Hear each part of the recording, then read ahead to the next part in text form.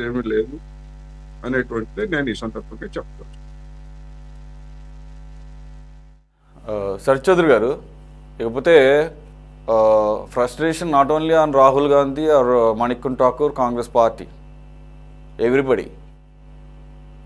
If you take BTech Ravi అవ్వచ్చు, లేకపోతే DIG కోయ ప్రవీణ్ గారు అవ్వచ్చు, ఆఖరికి ముఖ్యమంత్రి చంద్రబాబు నాయుడు గారు కూడా ఎప్పటిలాగానే మీకు వయసు అయిపోయింది, ఇవే చివరి ఎన్నికలు, కృష్ణారామ అనుకుంటూ కూర్చుంటే మన పుణ్యం దక్కుద్ది, లేకపోతే నరకానికే పోతావు. So what you say? Suresh గారు, ముందుగా మీకు ప్యానల్ సభ్యులకి అందరికీ స్వాతంత్ర దినోత్సవ శుభాకాంక్షలు మరియు శుభ సాయంత్రం.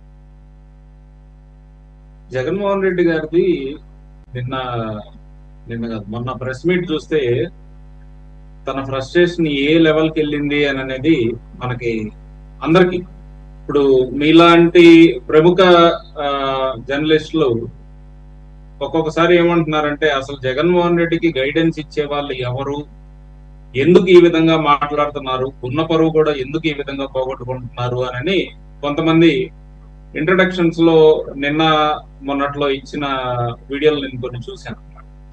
తిను ఏ విధంగా కూడా ఒక రెస్పెక్ట్ అనేది కానీ, ఏజ్కి రెస్పెక్ట్, ఇవన్నీ పక్కన పెట్టేస్తే జగన్మోహన్ రెడ్డి గారు గత 5 సంవత్సరాలు ముఖ్యమంత్రిగా చేశారు అన్న విషయం ఆయన ఎందుకు మర్చిపోతున్నాడు అని అనేది కూడా తెలియట్లేదు.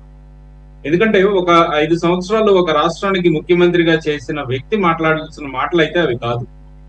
ఎందుకంటే ఉన్నవి లేనివి కల్పించి మాట్లాడటం. ఇదివరకు ఒక ప్రెస్ మీట్ లో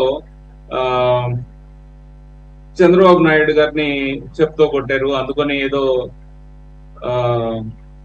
రెవెంజ్ కోసం మిథున్ రెడ్డిని అరెస్ట్ చేశారని అంటాం.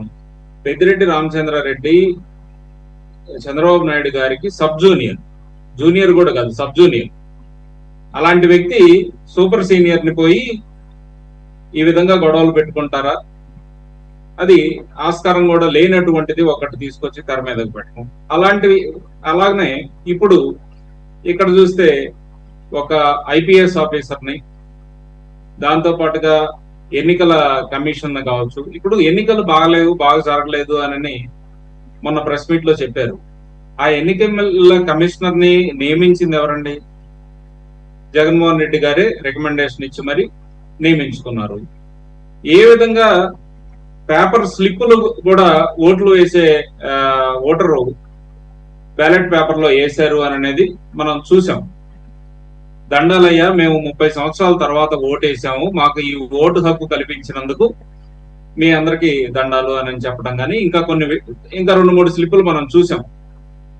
ఇంకొక స్లిప్ లో అయితే మా వివేకానంద సార్ కేసు ఎట్లో కట్లా దోషుల్ని శిక్షించండి అయ్యా అని అన్నట్లుగా ఇంకొకటి కూడా పెట్టారు. ఈ విధంగా పులివెందులలో 30 సంవత్సరాలు ఆటవిక రాజ్యం అనేది ఒకటి ఏర్పడి, జగన్మోహన్ రెడ్డి కావచ్చు, వారి తాతగారు రాజారెడ్డి గారు కావచ్చు, లేదంటే వైఎస్ రాజశేఖర రెడ్డి గారు కావచ్చు, వీళ్ళు చెప్పిన వాళ్ళనే ఏకగ్రీవంగా చేసుకోవాలి అనే ఒక పద్ధతి ఏదైతే జరిగిందో, దానివల్ల సామాన్యమైన ఓటర్ కావచ్చు, అక్కడ రాజకీయాల్లోకి రావాలి అని అనుకున్న కొంతమంది వ్యక్తులు కావచ్చు, ఎన్నో ఇబ్బందులు పాలు అయ్యారు అని అనేది నిన్న ఎలక్షన్స్ తోటి మనకి తేటతెల్లమైంది.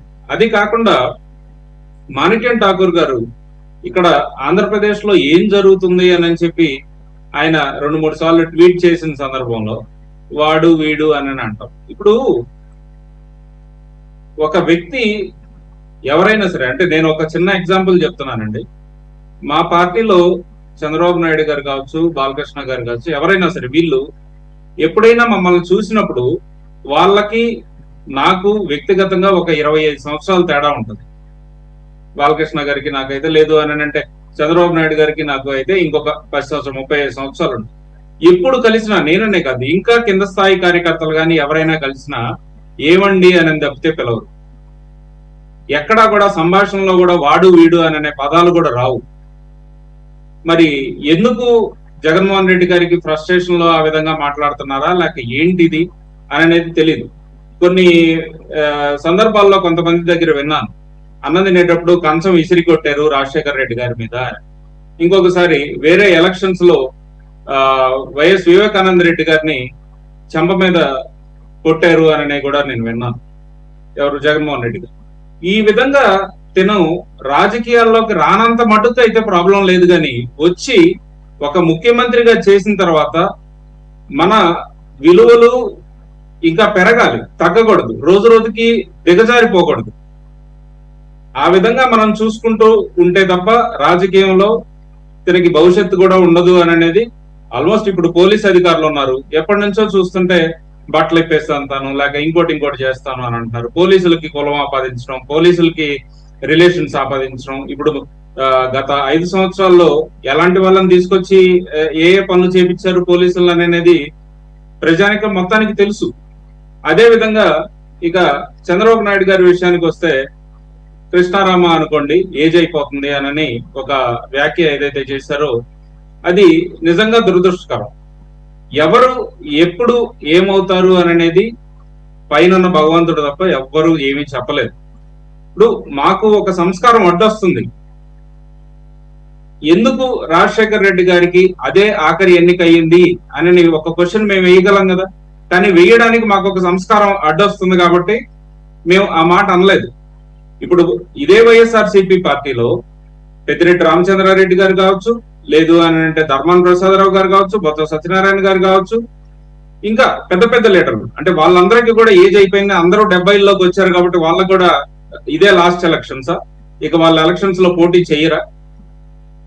ఏం మెసేజ్ ఇవ్వాలనుకుంటున్నారు అనేది జగన్మోహన్ రెడ్డి గారు వారే 1-2 సార్లు క్రాస్ చెక్ చేసుకోవాలి. అక్కడ ఎన్నికలు అనేది ఇదివరకు గత 2019 నుంచి 24 వరకు చూస్తే కనీసం నామినేషన్లు వేసే పరిస్థితి లేకుండా ఏకగ్రీవం చేసుకున్నారు. కానీ ఇక్కడ కూటమి ప్రభుత్వం ప్రజాస్వామ్యబద్ధంగా నామినేషన్లు లేపించి అక్కడ కూడా 11 నామినేషన్లు వస్తే వాటన్నిటిని కూడా చూసుకొని సజావుగా ఎన్నికలు జరిపించి తర్వాత రోజు కూడా ఇంకొక 2 రీపోలింగ్ కూడా జరిగితే అది కూడా సజావుగా జరిపించి నిన్న చూస్తే రిజల్ట్స్ మనకి ఏ విధంగా వచ్చినాయి అనేది చూస్తున్నాం. జగన్మోహన్ రెడ్డి గారు ఇప్పటికైనా ఎక్కడ మీరు మిస్ అవుతున్నారు, ఎక్కడ మీరు మిమ్మల్ని రాంగ్ గా గైడ్ చేస్తున్నారు మీ పార్టీలో వాళ్ళు లేదా మీ కోటరీ వాళ్ళు అనేది అర్థం చేసుకొని ఇప్పటి నుంచైనా ప్రజల్లోకి మంచి మెసేజెస్ తోటి ముందుకొస్తే తనకి రాజకీయంగా మేలు జరుగుతుంది. కానీ ఇదే విధంగా పోతే గత ఎన్నికల్లో ఏ విధంగా అయితే 11 వచ్చినాయో 151 నుంచి ఈసారి అది సింగిల్ డిజిట్ కే పరిమితం అయిపోయినా కూడా ఆశ్చర్యం లేదండి. మసూద్ రెడ్డి గారు,